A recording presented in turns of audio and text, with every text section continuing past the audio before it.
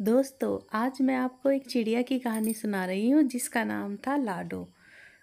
वो अपने पति लाडो चिड़िया के साथ रहती थी। एक दिन लाडो चिड़िया के सपने में परी आई। परी ने लाडो चिड़िया को बताया कि जंगल के टीले पर एक अनजान पक्षी का अंडा रखा है जिसकी देखभाल करने वाला कोई नहीं है।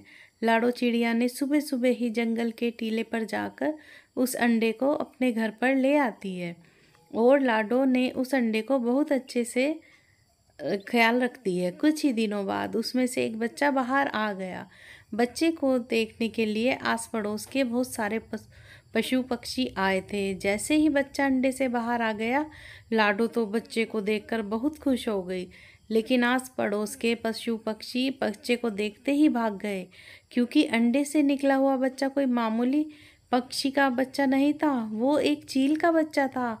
अब तो लाडो चिड़िया और चिड़ा भी उस बच्चे को देखकर घबरा गए, लेकिन लाडो को ये बात पता थी कि आगे चलकर यही चील का बच्चा सिर्फ लाडो को ही नहीं, पूरी बस्ती के पशु पक्षियों का रखवाला बनने वाला है।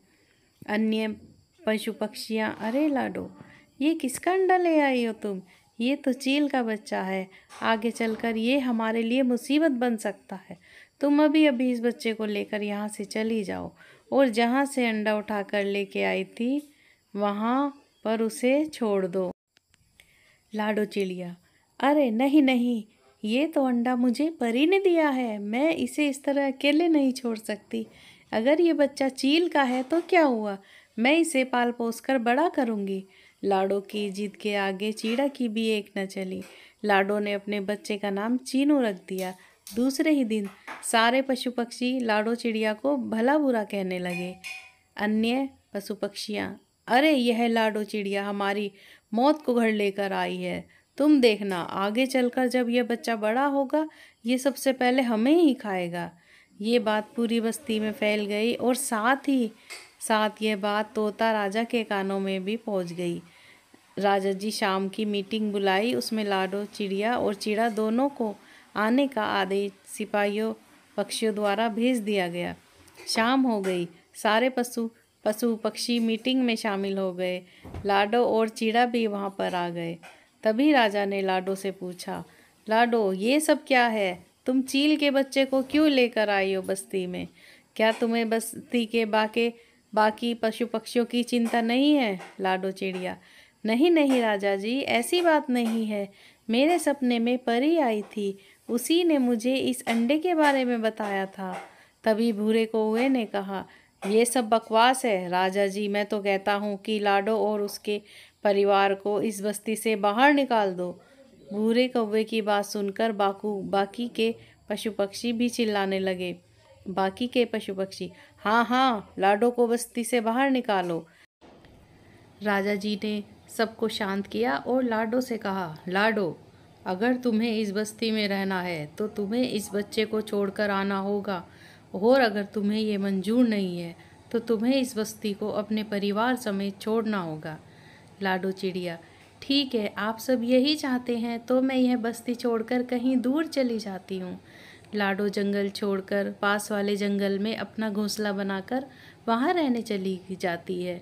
ऐसे ही कुछ दिन और लाडो प्रेग्नेंट हो जाती है। लाडो चिड़िया, सुनिए जी, बारिश का मौसम आने वाला है और मैं प्रेग्नेंट भी हूँ। आप जल्दी जाकर अनाज इकट्ठा कर लीजिए और हमारा घोंसला पक्का करना होगा।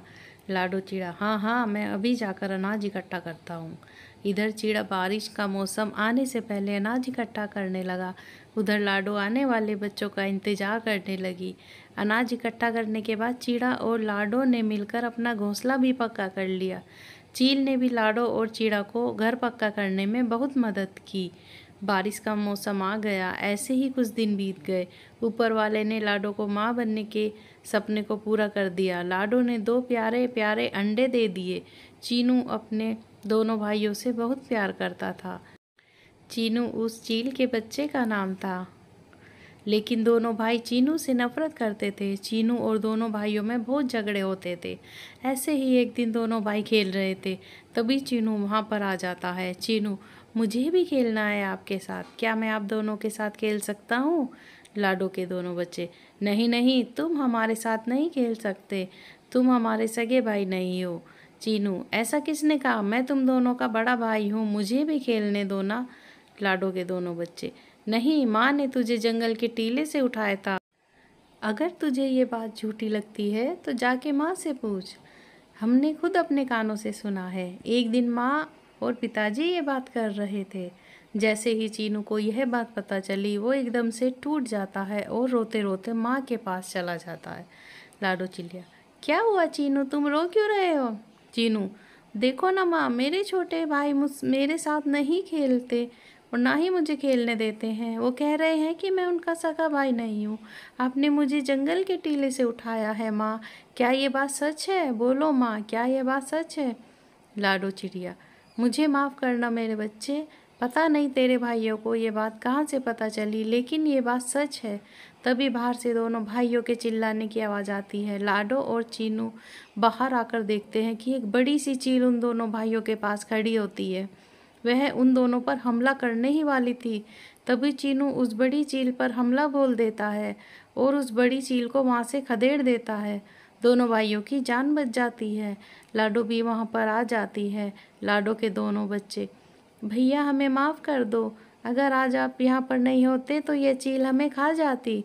दोनों भाइयों को अपनी गलती का एहसास हो जाता है और दोनों चीनू के गले लग जाते हैं। लाडो को यह देखकर बहुत खुशी हो जाती है। ऊपर से यह दृश्य भूरा कौवा देख रहा था। वो जाकर यह सब बातें राजा के कानों तक पहुंचा देता है। राजा जी, हमने लाडो को बस्ती से निकालकर बहुत बड़ी गलती कर दी है।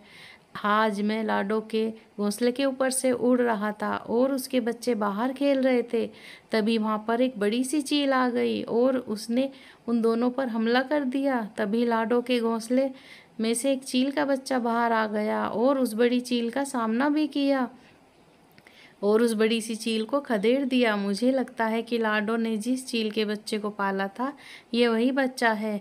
हमें लाडो को वापस बुला लेना चाहिए, क्योंकि उसके साथ साथ उसके पूरे परिवार को भी, क्योंकि आए दिन नागराज और बाकी के बुरे पक्षी हमारी बस्ती पर हमला कर रहे हैं। अगर यह चील का बच्चा हमारी बस्ती में रहेगा तो यह हमारा रखवाला बन सकता है। राजा जी, तुम सही कह रहे हो बूरे, हमें लाडो और उसके परिवार को वापस बुला लेना चाहिए। राजा सिपाही पक्षियों द्वारा लाडो को वापस बुलाने के लिए संदेशा भेज देता है और लाडो भी पिछली सारी बातों को भुलाकर बस्ती में वापस रहने आ जाती है। सारे पशु पक्षी भी चील को अपना लेते हैं। जब भी बस्ती पर कोई संकट आ जाता, चीनू उस संकट का सामना करता था। ऐसे में आगे चलकर चीनू लाडो और पूरी बस्ती का रखवाला बन गया। दोस्तों, अगर आपको ये कहानी अच्छी लगी हो तो like, share, comment and subscribe ज़रूर करें। Thanks for watching.